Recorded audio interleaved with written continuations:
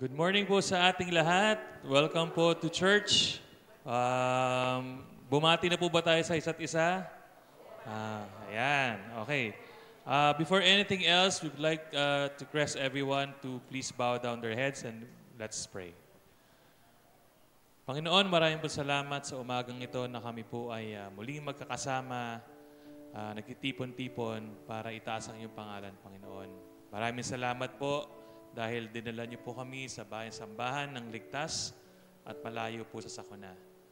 Panginoon, ngayong umaga po ito, kinocommit po namin ang aming worship service, especially, Panginoon, ang iyong pong mensahero na dinala niyo pa po from Nueva Ecija. Kayo po sana ang magbigay sa kanya ng katalinuhan at kalakasan para ma-deliver po ang mga mensahe na gusto niyo pong iparating sa amin. Panginoon, sa mga aral na mapupulot po namin dito, kayo po sana ang tumulong sa amin, may apply po ito sa aming pang-araw-araw na buhay. Panginoon, sa umagang ito, sa mga kasamahan pa po namin na on the way at patungo po sa simbahan, kayo po sana ang maggabay at mag-ingat sa kanila. Ilayo niyo po sila sa anumang sakuna at kapahamakan, Panginoon, at dalhin niyo po sila ng ligtas dito po sa bahay-sambahan na ito. Sa mga members po namin na wala po ngayon, kayo po sana ang manguna sa kanila, mag-ingat sa kanila, Panginoon, saan man sila naroroon. We commit to you this day, in Jesus' name, Amen. Okay, for our greetings and announcements. So number 1 po, yan, for the month of July, ang topic po natin ay Evidences of Inspiration. So sabi po dito, marami tayong mga pagsubok at sa buhay at syempre sa kalusugan, sa pag-aaral, relasyon at iba pa. Syempre, saan ba tayo kukuha ng inspirasyon kundi sa ating Panginoon Hesus Kristo, no? So ito po ang ating pag-aaralan sa buong buwan ng Hulyo. So we encourage everyone to please be what to call this, yung present, no, sa ating every Sunday na worship service. Ayan. Okay. Ang schedule, kahapon po, ang Aruscaldo outreach po natin, we were able to serve 100 cups yesterday sa pangunguna po ng mga kabataan. At syempre sila, ang mga ibang elders natin, lalo na si Chairman, kahapon po, sumama po sila Miguel Miguel, sila Sofia kahapon. So, hindi ko alam paano lang kinausap yung mga humihingi ng cups, no? Or yung mga nag-serve nila nung Aruscaldo. Pero again, I'm sure naging masaya po ito. Ayan po sa picture po sa inyong harapan, marami pong mga nakapila na mga, I think, mga tricycle drivers po ito, no? Tsaka mga nandun sa gardeners ng Loyola Memorial. Ayan, pati yung mga nagtitinda siguro ng mga halaman doon. So again, we encourage everyone to also attend and participate po sa susunod nating Aruscaldo outreach. May itlog po ba kahapon? Meron. O, special po yung Aruscaldo kahapon. May itlog na kasama. Okay. So ayan po ang ating weekly schedule. Hindi naman po nagbabago yan from Monday to Sunday. Nakalista po yan, nakalagay din po sa ating mga programs. So please keep your programs para po hindi natin makalimutan ang ating mga schedules every day. Okay. Ngayong after po ng worship service or after the message, we will commemorate yung mga estudyante po na nag-graduate at nag-move up sa kanilang mga eskwelahan, no? So meron tayong baccalaureate service today, no? Sa pangunguna po ng Education Department at ang mga kabataan. Okay, ang natitira pong presider po for next week, si Mami, si Purita Santos, and syempre special number natin si Ate Isay Cruz. Okay, so happy birthday sa mga nagsapit na mga kaarawan nila. Siyempre si Pastor Armando Santos, Chairman, happy birthday. Riza Joshan Pascual, happy birthday Riza. And siyempre si Cheryl Juliano, happy birthday Ate She. And of course, happy wedding anniversary kay Ralph and kay Joyce Pascual. Ayan. Okay, ang pagkain po natin ay sponsored by our chairman and ate. Ayan. So, ayan po, masarap po ang ating tanghalian ngayong umaga. Alright. Sa ating financial report, ang pumasok po ay 56,670 at ang lumabas po ay 15,371.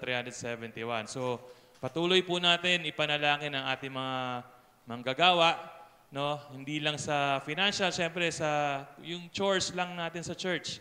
Ipanalangin po natin silang lahat dahil sila po ang sumusuporta or tayo ang sumusuporta sa mga gawain ng ating simbahan. Alright, so quote for the week. One cannot love God without loving the church. So, syempre, kaakibat yan. Pag mahal mo ang Panginoon, automatic, mahal mo ang simbahan. Kasi ang simbahan, yan, dyan natin pinapakita ang ating mga pagmamahal sa kapwa, sa ating Panginoong Hesukristo. So, ayan. Okay. So, we go to the songs of praise and worship. We'll now call EJ and the music team. Amen. I can really feel the presence of the Holy Spirit in our midst as we were singing the song. He is above everything. Amen? Amen. Tayo po ay nasa panahon ng ating corporate prayer. But before we have this, we all have to sing our affirmation song, Alam Kong May Magagawa ang Diyos. Let's all sing this song with full confidence and trust that the Lord does not only listen, but answers our prayer. Music, please.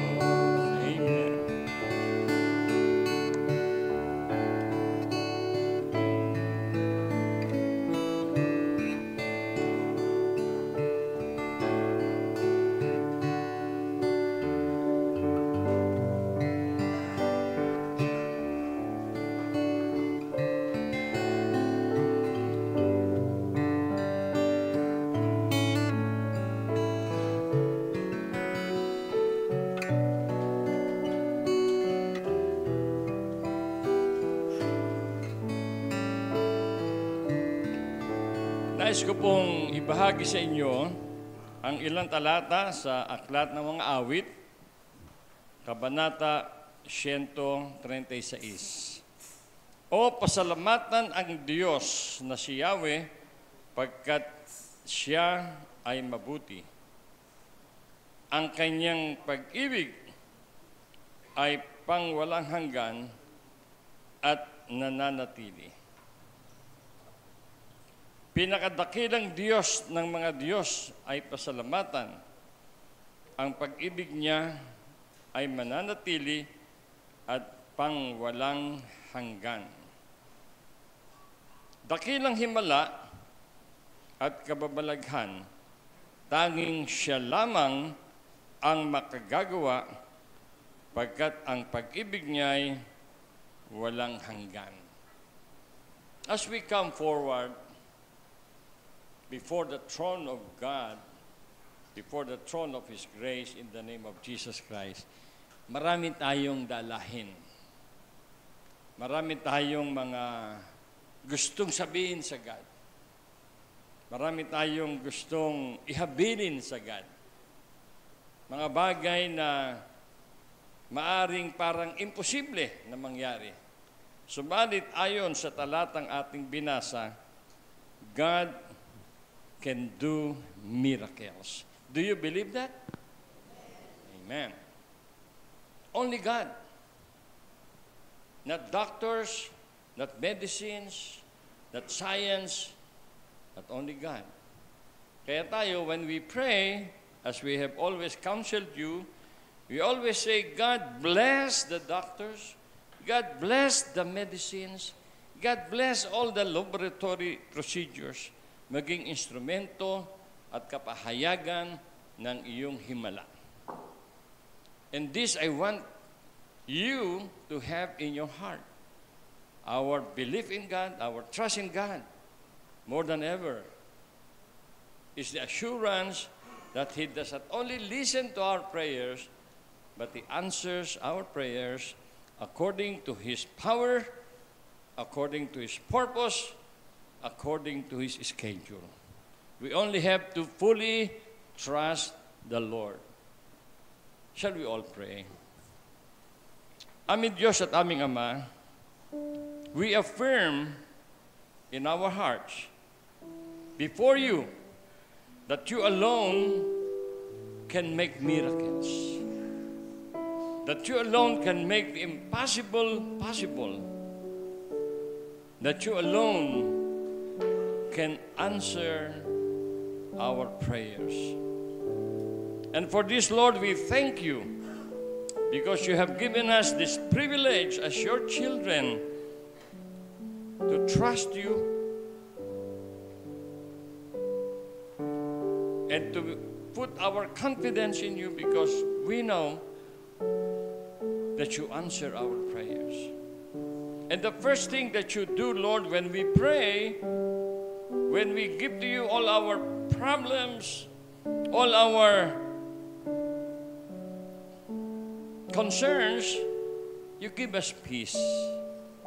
Peace of mind, peace of heart. At ito aming Diyos, ang aming dalangin, na mamayani sa iyong mga anak, sa aming lahat, particularly your children standing before you, na manatili ang kapayapaan, manatili ang kagalakan sa kanilang buhay, sa kanilang isip, sa kanilang puso. Salamat aming Diyos for this privilege that we can access you anytime, anywhere, any moment, because you never slumber, you never sleep. But as we thank you, Lord, for this, we also pray for your forgiveness of our sins na amin pong nagagawa in our minds, in our speeches, in our actions. Cleanse us, Lord, from unrighteousness. Let not our sin, Lord, stop you from looking down, giving us your favor. Narito sa harapan, aming Diyos, ang mga anak mo na nagpapasalamat. Pinasapit mo sa kaarawan ng kanilang buhay. Pinasapit mo sa anibersaryo ng kanilang pag-iisang dibdib. Oh, for this, Lord, we thank you for 1 year of blessings despite difficulties sa aming buhay. Particularly for Ralph and Joyce, celebrating their wedding anniversary. For many years, Lord, you have proven to them that you care and you love them. Lord, narito sa harapan ang iyong mga anak na may iba't ibang kadahilanan. Marahil ay sa karamdaman. Lord, just as we affirmed last Sunday, you are our Jehovah Rapha, the God that heals our sickness and our disease. Dalangin ko po aming Diyos, bigyan mo ng pusong mapaghintay ay yung mga anak na may mga karamdaman, umiinom ng mga gamot, nagpapa-blood test, nagpapa-laboratory test, nagpupunta sa doktor. Oh Lord, ang aming dalangin, hindi dito ma-focus ang aming pagtitiwala, kundi sa iyo na siyang mag-bless, magpapala sa mga doktor at mga gamot, maging instrumento ng iyong kapangyarihan na magpagaling ng aming mga physical sickness and disease. Narito sa harapan, aming Diyos, ang iyong mga anak. May iba't ibang dahilan ng paglapit sa iyo. Marahil humihingi ng direksyon, ng tamang desisyon na dapat nilang gawin. Lord, I pray that you may influence their minds and their hearts so that they will come to a right decision as to how to confront whatever problems they may have. Not according to self-will, but according to the will of God. Sa mga trabaho, Panginoon, I pray that you continue to provide your children security of tenure in the different workplaces and companies they work with. At sa mga kumpanya, mga opisina, Lord, hayaan mong mahayag sa kanilang buhay, sa kanilang pamumuhay, ang larawan ng isang mananampalatayang nagtatrabaho sa kanilang opisina. Lord, we pray sa mga sitwasyon sa kanilang finances, ikaw, Panginoon, ang mag-provide sa kanila ng sapat na kabuhayan, matugunan ang kanilang mga basic requirements sa sambahayan.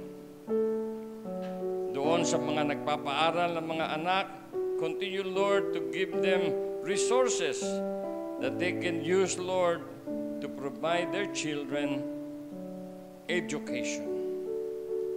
Sa mga mayroong negosyo, Lord, I pray, and we pray for your blessings.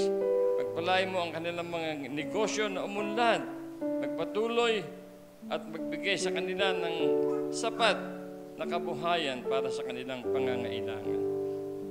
Lord, we also pray for Providence Christian School, which will start its school year tomorrow.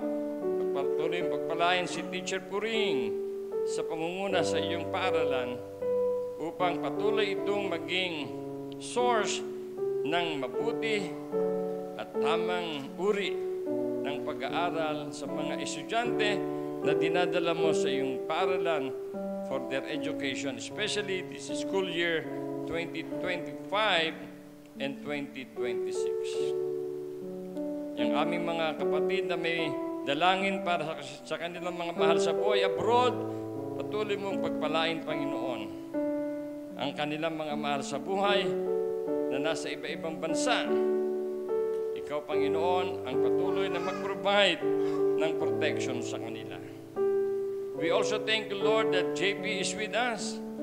We all know, Lord, na he got his foot accident in Canada that required him to undergo serious surgery. And we thank you, Lord, because he is with us today, with his parents, and with his family. Ang dalangin namin, aming Diyos, patuloy mong paghilumin ang kanyang kaliwang paa. Restore it, Lord, to 100% capacity when he is here in the Philippines before he decides to go back to Canada. We thank you, Lord, for the presence of your children today.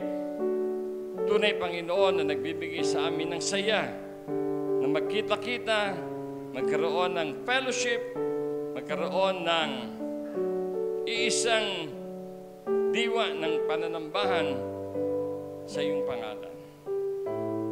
And Lord, again we say, we thank you because you listen to us and you answer our prayer in your own time. Ito po ang aming dalangin sa pangalan ni Jesus. Amen at Amen. Amen. God bless us all.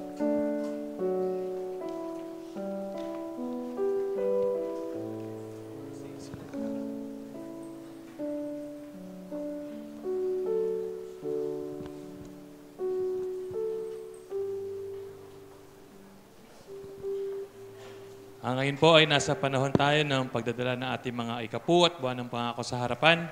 So malaya po tayong lumapit sa harap ng may ngiti sa ating mga mukha.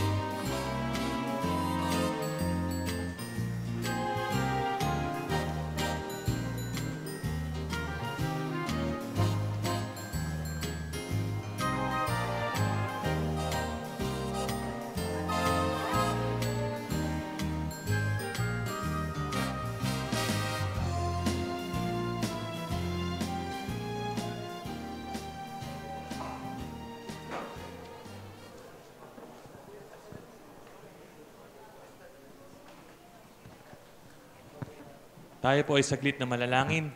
Panginoon, marami pong salamat sa iyong mga anak na nagdadala po ng ikapu at buwan ng pangako.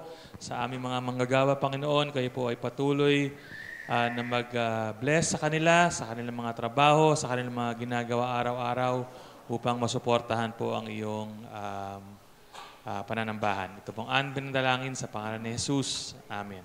Ngayon po ay makakarinig tayo ng isang awitin mula kay Eric Bahong. Isang mapagpalang umaga po sa ating lahat. So, yes po. So, ngayon po itutuloy po natin yung series natin. Ito po ay continuation ng topic natin about loving the body of Christ, the church. So, bago po tayo magsimula, tayo po ay manalangin. Panginoon, nagpapasalamat po kami sa inyong pag-iingat sa amin sa nakalipas na isang linggo. Nagpapasalamat kami, Panginoon, sa mga biyayang aming natamasa, natanggap mula sa inyo. Give us knowledge and wisdom, Panginoon, as we study your word. At ang aming pong matutunan ngayong araw na ito ay maisabuhay po namin. Ito po ang aming samot dalangin sa matamis sa pangalan ni Jesus na aming Panginoon at tagapagligtas. Amen at amen. So, nakakapanibago po na from Monday to Friday, ako po ay nakaharap sa korte kung saan mga nakaposas ang mga tao. At pagdating po ng linggo, ay may mga buhok at wala ng posas ang mga tao. So, ito pong pinag-aaralan natin for the last 6 weeks ay patungkol po kung paano natin maipapakita ang pagmamahal natin sa simbahan. At yun po ay tayo. Na hindi po natin pwedeng pamilian na mamahalin lang natin ang Panginoon, pero hindi natin bibigyang halaga ang simbahan. Hindi po tayo pwedeng mamili. Ito po ay mag-partner. Dahil dito po nasusukat kung paano natin minamahal ang simbahan ay nagre-reflect ng pagmamahal natin sa Panginoon. So napaka-laking bagay po na maipakita natin na bilang mga mananampalataya at Kristiyano, nandito po tayo sa simbahan upang maglingkod sa ating Panginoon at gampanan po ang ating misyon na magbahagi ng salita ng Panginoon. Kung mapapansin po natin, sa panahon ngayon, marami po sa mga simbahan na kagaya natin, napakaswerte po natin na ang simbahan po natin ay buhay na buhay. Isa po ito sa pinakamahirap i-maintain sa isang simbahan. Ang magkaroon ng mga miyembro na regular na dumadalo upang manampalataya sa ating Panginoon.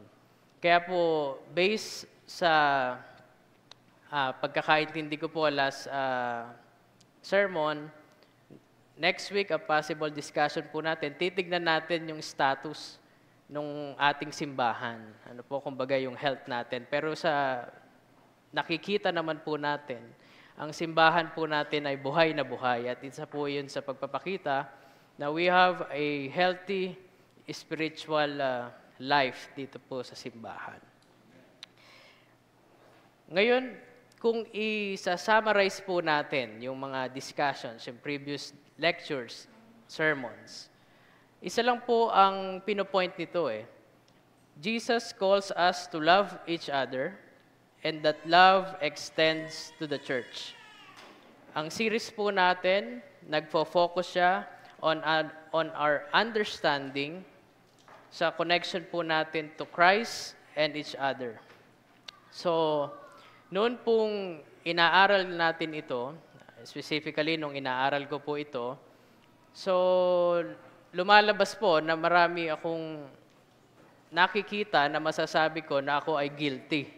Ano po, na pwedeng sa hindi pagsunod o paggawa. Kumbaga, nagiging reflection po natin ito at maganda po itong paraan to evaluate kung ano po ba tayong klase na members dito sa church. Ang sabi nga po sa previous discussions natin, na ang bawat isa po sa atin ay may partisipasyon dito sa simbahan.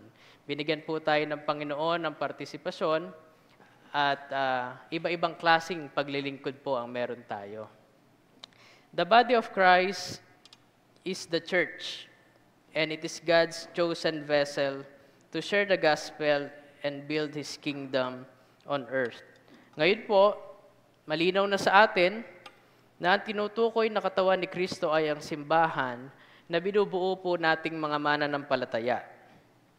Na ang simbahan po ay hindi lamang isang gusali, kundi ito po ay pinagkukunan natin ng kalakasan kung paano po tayo magkakaroon ng matibay na pananampalataya. At tayo po na bumubuo dito sa bahay-sambahang ito, ang pinili ng Panginoon upang magbahagi ng kanyang mga salita. Why should we love the body of Christ, the church? Bakit po ba kailangan nating mahalin ang simbahan? Ang pagmamahal po ng isang mananampalataya o believer gaya natin ay nag-ugat sa pagmamahal ng natin sa ating Panginoon. So ang pagmamahal na ipinapakita po natin sa simbahan ay nagre-reflect kung paano natin minamahal ang ating Panginoon. Kung paano po tayo minahal ng ating Panginoon, ay ganun din dapat ang ating pagmamahal sa simbahan. The church is made up of imperfect people, yet it is still God's chosen means of sharing His message and love. Sa isang simbahan, wala pong makakapagsabi na sila ay perpektong simbahan, na hindi po nagkakaroon ng mga pagsubok o problema sa bawat simbahan. Parte po yan ng isang simbahan.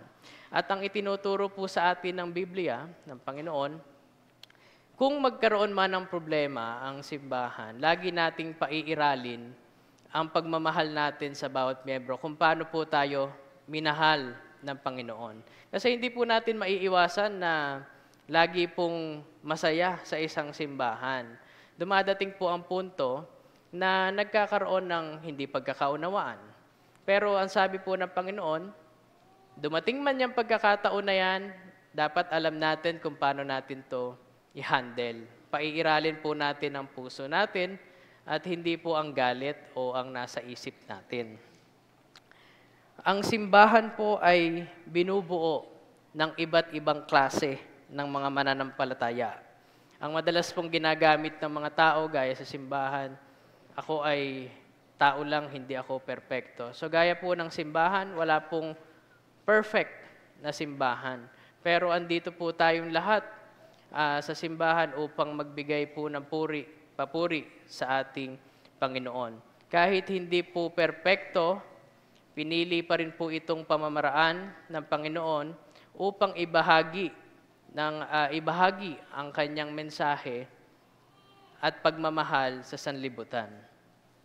Ang series po natin ay hindi lamang po para ngayong buwan na to, kundi ito po ay applicable buong taon, hindi sa buong buhay po natin dahil ito po ay napaka-general na about sa pagmamahal.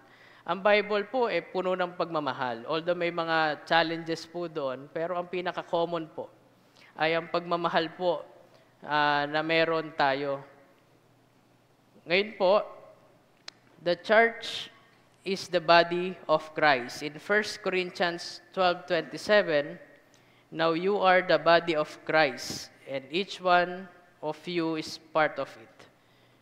Sa nakalipas po na ilang linggo, malinaw na po sa atin na ang simbahan ay hindi lamang ito isang gusali, kundi ito po ay, tayo po ang simbahan na tinutukoy dito. So, dito po natin nade-develop anong klaseng pananampalataya ang meron tayo. Ito po ang nagpapatatag sa atin. Ang simbahan po na binubuo natin ay nandyan lamang sa atin sa lahat ng panahon. Gaya nga po ng sabi ng ating chairman, we are very grateful na meron po tayong access sa Panginoon 24/7, hindi po natin kailangan magpa-appointment, hindi po natin kailangan magpa-schedule, kundi andyan po ang Panginoon na anytime pwede natin siyang lapitan, pwede natin siyang makausap. Gaya po ng ating mga natutunan sa previous discussions, meron pong roles ang bawat isa sa atin. So, Christ being the head, at tayo po ang katawan, hindi po nagfa-function ang katawan kung merong kulang. Hindi po natin pwedeng sabihin na dahil siya ay sa kamay, hindi natin kailangan ng kamay. Hindi po tayo makakakilos kung hindi po kumpleto. So gaya po dito, maganda po na ang bawat isa sa atin, gaya ng nakikita po natin, ay nagkakaroon ng pagkakaisa sa bawat activity, sa bawat sabay-sabay po tayong nagpe-praise and worship. So nandito po tayong lahat. So we are working together for God's greater purpose. Christ is the head of the body, and we are His hands, feet, eyes, and heart. Now, Christ loves the church. Mahal po ng Panginoon ang simbahan. Sa Ephesians 5:25, Christ loved the church and gave Himself up for her. Ang pagmamahal po na ipinamalas ng Panginoon dito ay hindi lamang po siya yung ordinaryong pagmamahal na parang sa pagmamahal ng mag-boyfriend at girlfriend. Ang sinasabi pong klase ng pagmamahal dito ng ating Panginoon ay sacrificial love. Na natututo po tayo na dapat po nating sundin, na kung paano po minahal ng Panginoon ang simbahan, kung paano po niya sinakripisyo ang kanyang buhay sa simbahan, ay ganun din po dapat tayo magmahal sa ating simbahan.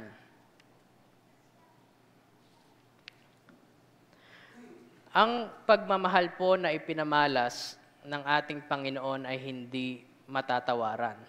Ito po ay walang kondisyon, bagkus ibinigay po ng Panginoon ang kanyang buhay sa simbahan at ipinakita po nito kung gaano kahalaga at kaimportante ang simbahan sa Panginoon. And loving the church means reflecting Christ's love for it. So, ngayon po ang pag-aaralan natin ay reasons to love the body of Christ. Natutunan na po kasi natin kung paano mahalin ng Panginoon, ano po ang ating partisipasyon sa simbahan, sa pagpapakalat ng Ebanghelyo. Ngayon po, ano ba ang dahilan bakit natin kailangan mahalin ang simbahan? So meron po tayong mga ilang dahilan na pag-aaralan at ang una po dito ay the church is God's plan for the world.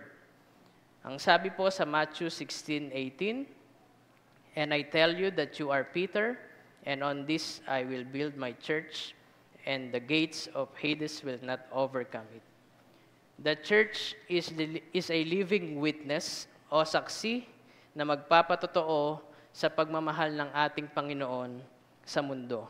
Ang pagmamahal po natin sa simbahan, the church, is an acknowledgement of its vital role in God's redemptive plan. Ang simbahan po for the last 2,000 years ay andyan na po iyan. Yan po ay saksing magpapatotoo na marami ng kaharian, gobyerno, pamahalaan ang bumagsak, pero nananatili po ang simbahan na nakatatag. Kung mapapansin po natin, sa nakalipas na ilang libong taon, andyan pa din ang simbahan. Dahil ang simbahan po ay binubuo ng mga mananampalataya na gaya natin na nagbabahagi ng salita ng Panginoon. Ang pangalawang dahilan po ay it is a place of fellowship and community. Diyan pa lang po sa name ng ating church, Good Neighbor Christian Fellowship. So, sa church po, doon natin na-develop kung paano po ba makihalubilo sa kapwa natin. Ang sabi po sa Hebreo 10:24-25, "Sikapin din nating gisingin ang damdamin ng bawat isa sa pagmamahal sa kapwa at sa paggawa ng mabuti. Huwag nating kaliligtaan ang pagdalo sa ating mga pagtitipon gaya ng ginagawa ng ilan." The body of Christ offers a supportive community where believers can grow together in faith.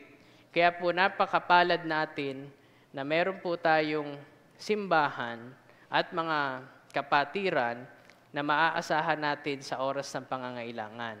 Pag po tayo ay namatayan, pag po tayo ay may problema, kung meron pong bibinyagan, kung meron pong ikakasal, lagi po tayong may simbahan na mapupuntahan. Ito po ay isang malaking biyaya na dahil hindi po lahat ng tao ay may gantong klase na malalapitan o matatakbuhan. Kumbaga may simbahan po na nakaantabay, nakagabay sa bawat miyembro ng ating sambahan.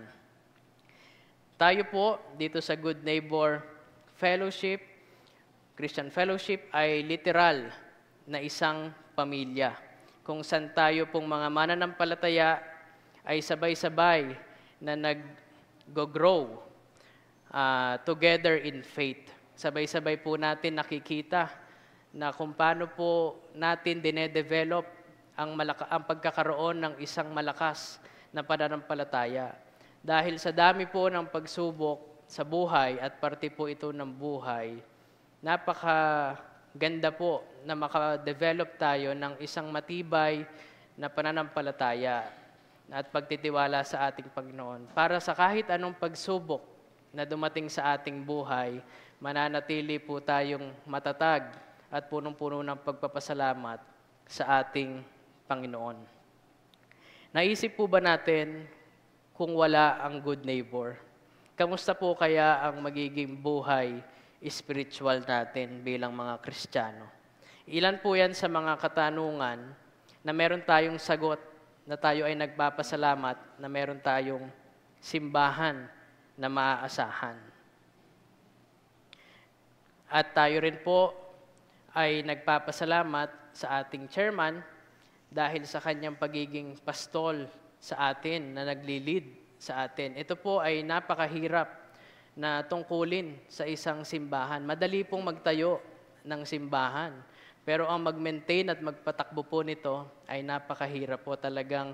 Ito po ay kailangan po ng dedication, time at talagang matibay ng pananampalataya sa ating Panginoon. And we are very grateful na ginamit po ng ating Panginoon, ang ating chairman, sa ma-manage ng ating simbahan. At the same time po, sino po ba ang tinatanong natin pag tayo ay may problema? Kanino po ba tayo nang hihingi ng advice? Sino po ba ang nagsasabi sa atin kung paano po natin i-handle ang situation? Kundi ang ating chairman.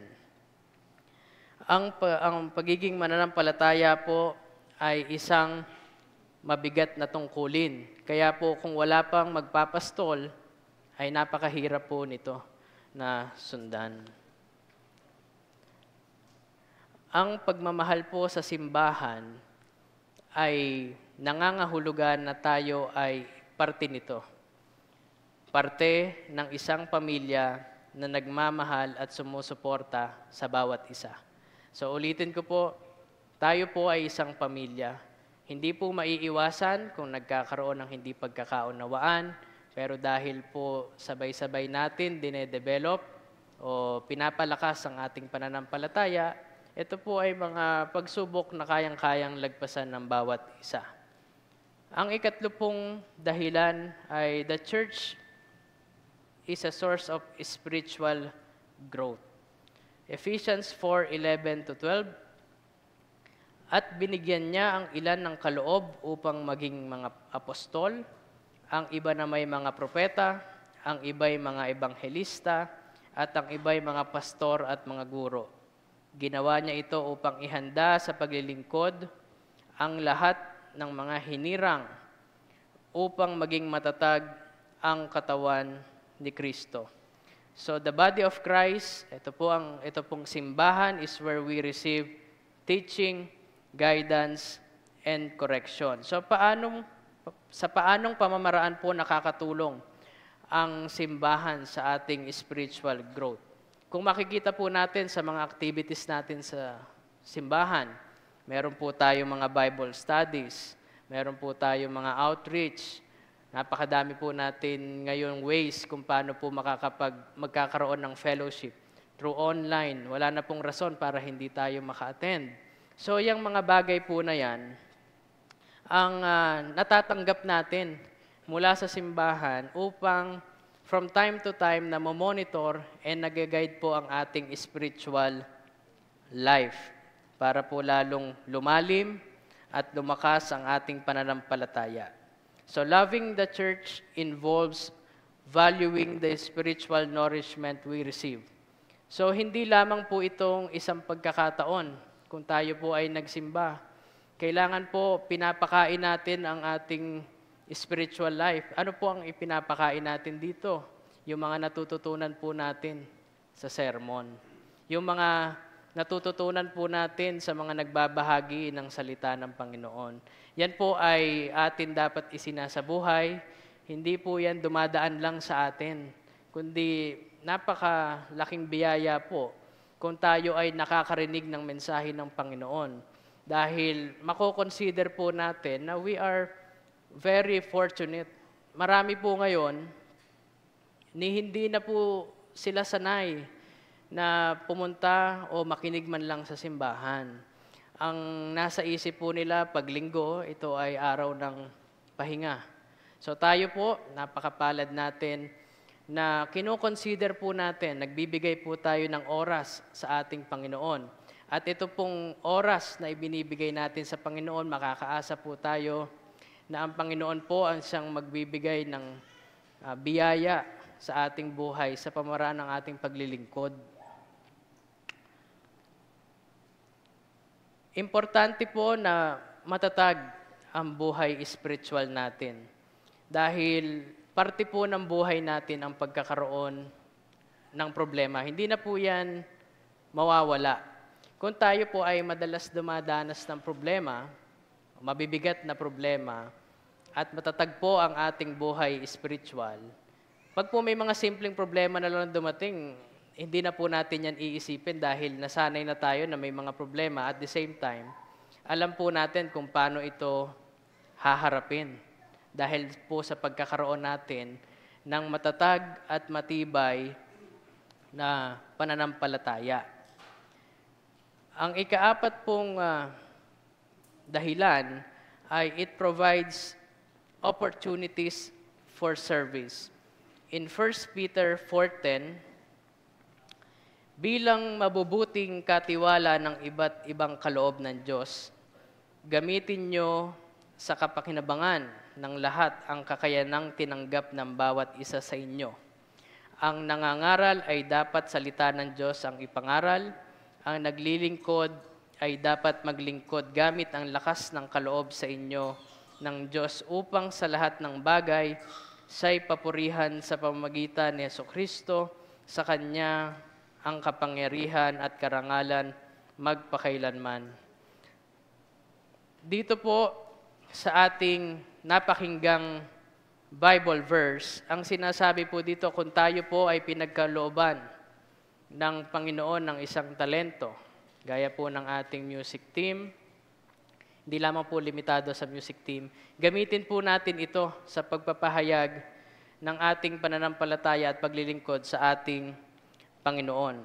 Ang sabi po ng Panginoon, ang mga talentong ipinagkaloob sa atin ay gamitin natin ng naaayon sa Kanyang pinagkaloob sa atin.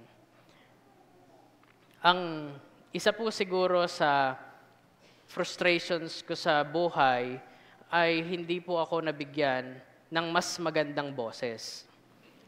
Pero kung ako po ay nabigyan ng mas magandang boses, sigurado po ako na bawat linggo, luluha po ang bawat miyembro tuwing maririnig nilang mas maganda kong boses.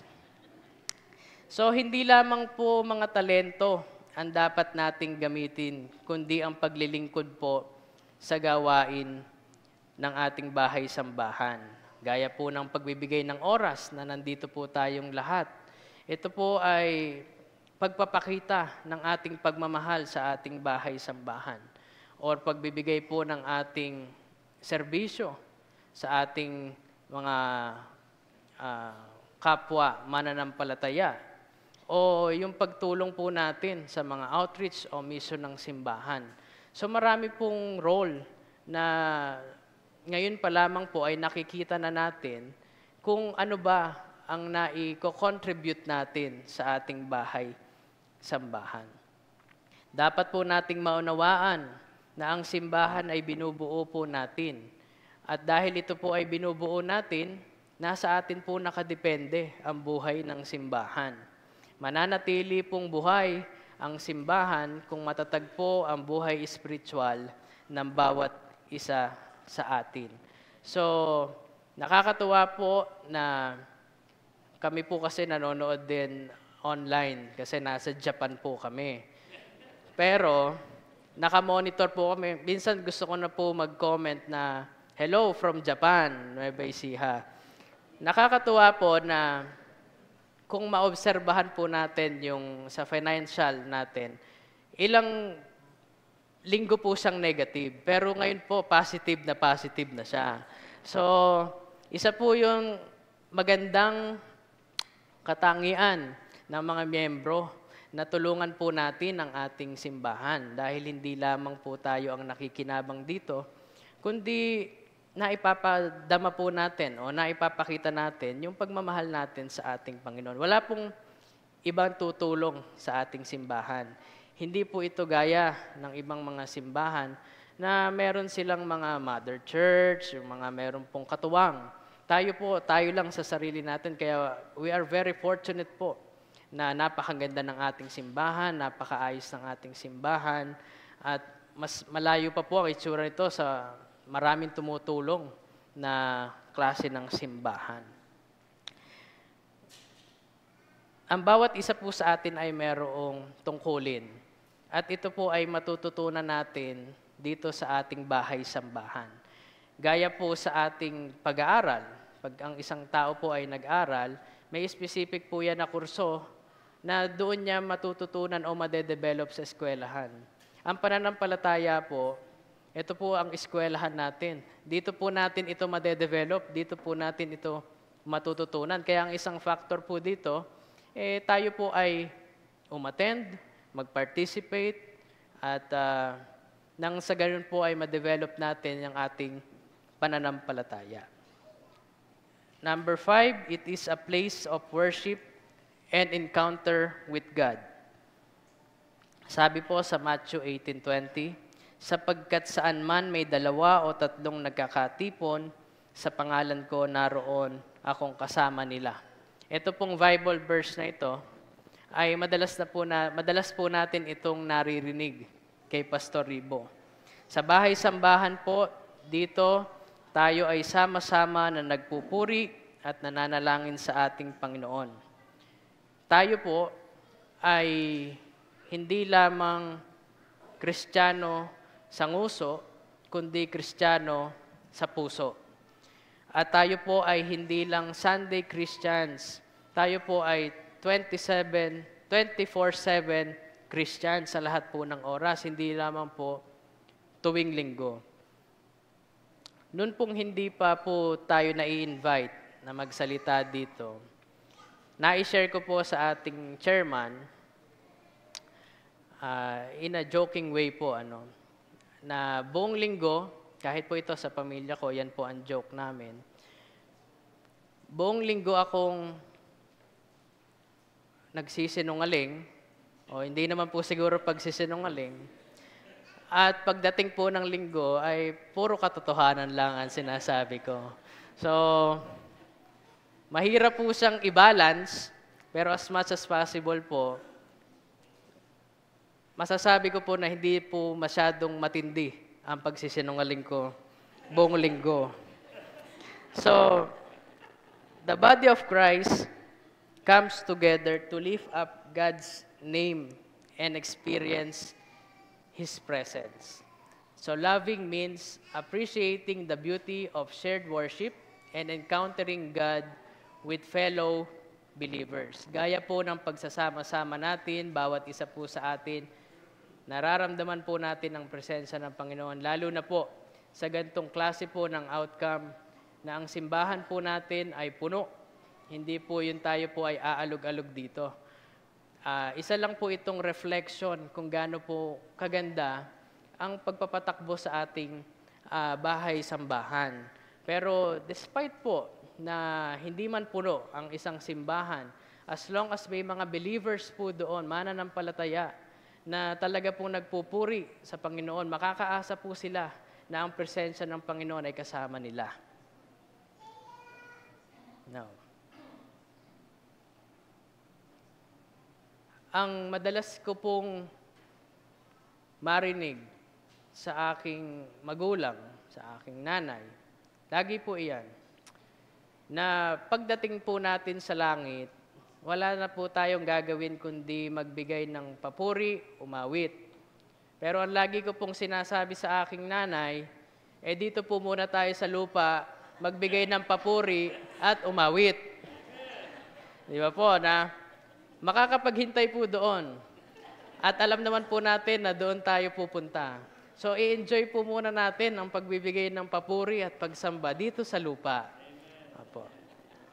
Reason number 6, the church is a beacon of hope. 1 Timothy 3:15, upang kung hindi man ako makarating agad, ay malaman mo kung ano ang dapat na maging ugali ng mga tao sa sambahayan ng Diyos na buhay, sa iglesia na haligi at saligan ng katotohanan. Ang simbahan po, the church, is the pillar and foundation of truth, ng katotohanan, sa mundong puno po ng problema, sa mundo na magulo, at andito po, tinawag po ang simbahan upang maging liwanag at pinagkukunan ng katotohanan. Sa mundo po natin ngayon, kung mapapansin natin, kung ano-ano na po ang nangyayaring mga kaguluhan, kung ano-ano na po ang mga impormasyon na lumalabas na mahirap natin ma-verify, lagi po nating tatandaan na nandito ang simbahan upang magbigay ng katotohanan sa ating mga buhay. Ang simbahan po ang siyang nagbibigay ng pag-asa, nagbibigay ng katotohanan, at ang pinaka-importante po ay nagbibigay ng direksyon sa ating buhay. Ang simbahan po ang nagbibigay ng pag-asa. Hindi po tayo lilinlangin ng simbahan. Ano po ang sabi? Habang may buhay, may pag-ibig. Now, hindi ko na po uulitin yon dahil alam kong napanood nyo na yon. Yan po siguro ang version natin. The church is a place of accountability. Proverbs 27:17, bakal ang nagpapatalim sa kapwa bakal at isip ang nagpapatalas sa kapwa isipan. In the church, believers are held accountable in their walk with God. Ano po ang ibig sabihin nito?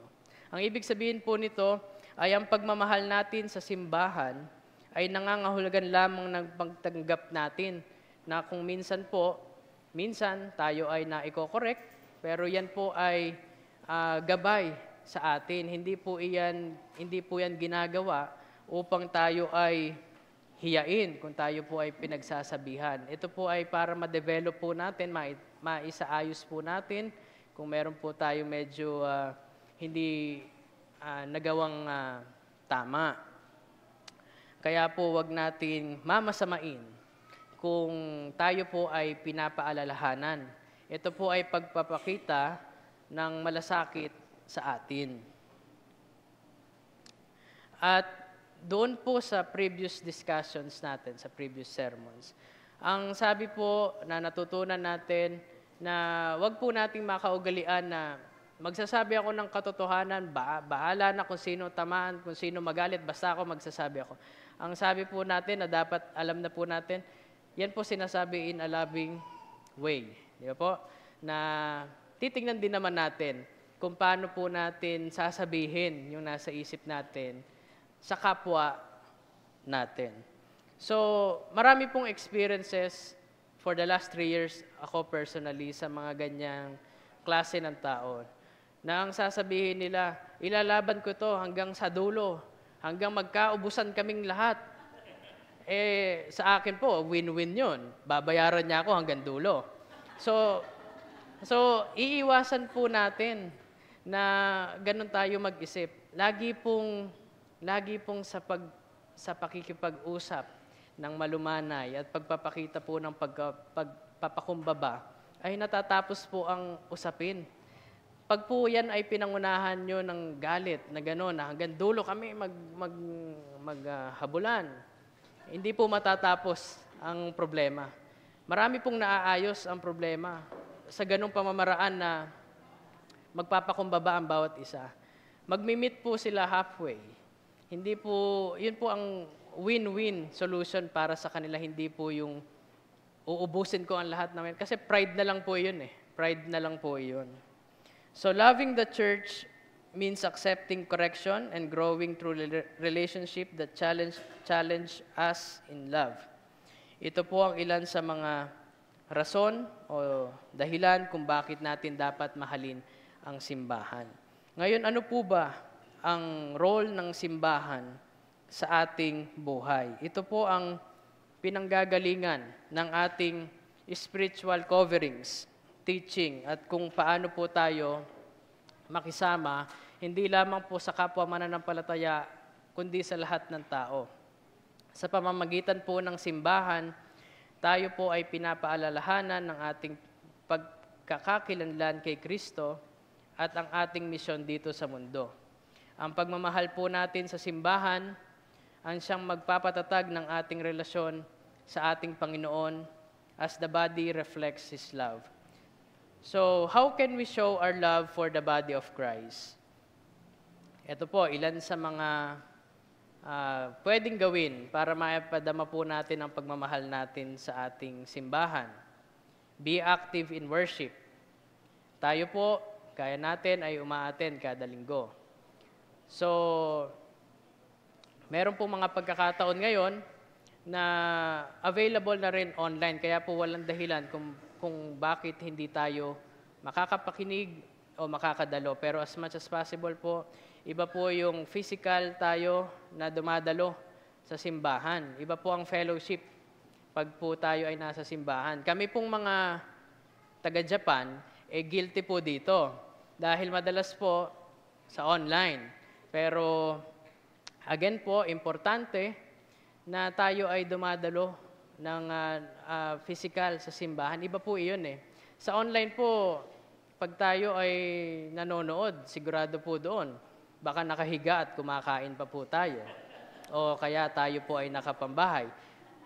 Wala po siguro magsasabi dito na sila po ay dumadalo ng online na naka-complete, nakaayos po, naka-Sunday dress po sila. So, second po, serve and volunteer. Gamitin po natin yung mga talento natin sa paglilingkod sa ating Panginoon. Sa mga pag-participate po natin sa mga outreach, gaya po nung sa Aros Caldo natin. So, bihira po sa mga simbahan na nagkakaroon ng outreach. Isa po itong paraan na nagpapakita po ng ating malasakit sa mga tao na nakapaligid sa atin at hindi lamang po sa ating mga kapatiran dito sa simbahan. Now, encourage fellow believers. So, kung tayo po ay nagpa-participate sa ating mga outreach, sa ating mga kaibigan, ang susunod po dito ay we should learn how to encourage. Minsan po talagang mahirap mag-encourage. O madalas pa nga, nagugulat pa mga kasama natin sa trabaho o sa Christian ka pala. So pag po ganun kasi ang unang reaction ng kaibigan, mahirapan po tayo mag-encourage talaga na magsama dito sa ating simbahan. So isa po yun siguro na kailangan natin i-evaluate sa ating buhay spiritual. Kung ganun po ang reaksyon ng tao, meron po tayong dapat i-correct sa ating buhay. And pray for the church. Importante po na ipinapanalangin natin hindi lamang ating mga sarili, pamilya, kapatiran, kundi ang simbahan. Dahil ang simbahan po ay isang napaka-importanteng institusyon sa ating buhay. Sa nakalipas po na 2,000 taon, andyan po ang simbahan sa atin na gumagabay at nagbibigay po ng pag-asa sa bawat isa sa atin. And last po is give generously. Huwag po nating paghihinayangan ang pagbibigay sa simbahan. Totoo po na may mga pagkakataon na tayo po ay nakakaranas ng sakto lamang ang meron tayo. Pero kung yun naman po ay, hindi naman po tumitingin ng Panginoon kung gaano kalaki yung ibibigay, kundi kung ano po yung bukal sa puso natin sa pagbibigay sa ating Panginoon. And the importance of unity in the body of Christ. So, ibang unity po ito. Hindi po ito yung unity team na napapanood natin sa TV. Ang unity po na sinasabi dito, ang pagkakaisa-isa po natin na hindi po aabot sa punto ng pagkakawatak-watak. Isa po iyon sa maraming challenges ng isang simbahan, ang magkaroon po ng pagkakawatak-watak. Pag po nagkakaroon ng pagkakawatak-watak, tayo pong mga mananampalataya ang nagsasuffer doon. Kaya po hanggat maaari, kung paano po pinakita ng ating Panginoon ng pagmamahal, kung magkaroon man po ng problema sa isang simbahan, yun po ay ma-address din natin sa pagmamahal natin sa kapwa. Sabi po sa Ephesians 4:3, sikapin niyong mapanatili ang pagkakaisang mula sa Espiritu sa pamamagitan ng kapayapaang nagbubuklod sa inyo. Ang pagkakaisa po dito sa ating bahay-sambahan ay isa pong essential element in fulfilling God's mission. Dahil kung wala po tayong pagkakaisa, mahirap po nating maibahagi ang ating mission dito. Hindi po natin pwedeng sabihin na meron tayong authority to share the gospel kung within po the church hindi tayo nagkakaisa o nagkakasundo. Ngayon po, the missing ingredient. Ano po ba yung missing ingredient na to? Patapos na po tayo. Marami po sa mga simbahan, many churches have truth. Meron pong katotohanan. Meron po silang mga order and doktrina. Pero kulang po sila sa pagmamahal. Love is the atmosphere where spiritual growth thrives. Sabi nga po sa Biblia, makapagsalita man ako sa mga wika ng mga tao at ng mga anghel, kung wala naman akong pag-ibig, para lamang akong kampanang umaalingaw o pompyang na maingay. The church is imperfect but still worthy of love. Ang simbahan, gaya po ng isang pamilya, ay mayroon pong mga flaws, pero we are still called to love one another. Imperfections are opportunities for growth and peace. Love is our greatest witness. Ang sabi po sa 1 Peter 4:8, higit sa lahat, magmahalan kayo ng tapat sapagkat ang pagmamahal ay pumapawi ng maraming kasalanan. So tayo po ngayon ay manalangin. Panginoon, nagpapasalamat po kami sa katalinuhan, sa knowledge and wisdom na inyong ipinamalas sa amin. Panginoon, dinadalangin po namin na ang aming mga natutunan ngayong araw ay maisabuhay po namin sa pang-araw-araw namin, Panginoon. At hindi lamang po ito, Panginoon, ngayong araw, kundi sa buong buhay po namin. Nagpapasalamat po kami, Panginoon, sa oportunidad na binigay niyo po sa bawat isa sa amin. Ingatan niyo po kami, Panginoon, sa lahat ng panahon. Ito po ang aming samot dalangin sa matamis sa pangalan ni Jesus. Amen at amen. Maraming salamat, Pastor ni Jury Ison. Napakasarap pakinggan ni Jury, no? Pag nagsasalita siya, monotone pero napaka-powerful ng mga sinasabi niya. Okay, pero itong topic natin, this will be wrapped up by our chairman on Sunday next week. Okay, let's sing our meditation song, Jesus, We Enthrone You. Para po sa ating closing prayer and benediction, si Chairman po, Pastor Mando Santos. Shall we all stand? Thank you, Pastor Ni, for a very wonderful message to us. Tayo po'y manalangin. Dear Heavenly Father, we thank you so much. Our hearts are filled with joy and gratitude for this wonderful day of worship. Salamat, Panginoon, sapagkat we really can feel the presence of the Holy Spirit in the midst of us. We thank you, Lord, for the message that you brought us today through Pastor Attorney Jury. And we pray that may you continue, Lord, to empower him as he pursue his career in law in Nueva Ecija. Lord, sa amin pong pagtatapos, sa amin pong pansamantalang pagpipinid ng aming gawain, hayaan mo, Panginoon, na ipagkaloob mo sa amin ang iyong pagpapala. May the Lord bless us and keep us. May the Lord turn His face on us and give us peace. May the Lord continue to provide us with His blessings, with His mercy, with His protection, and with His love. In Jesus' name, Amen and Amen.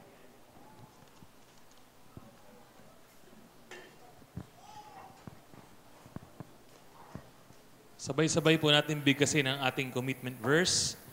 Maging kalugulog tawa ang mga salita na aking bibig at ang pagbubulay-bulay na aking puso sa iyong paningin. O Panginoon, na aking malaking bato at aking manunod.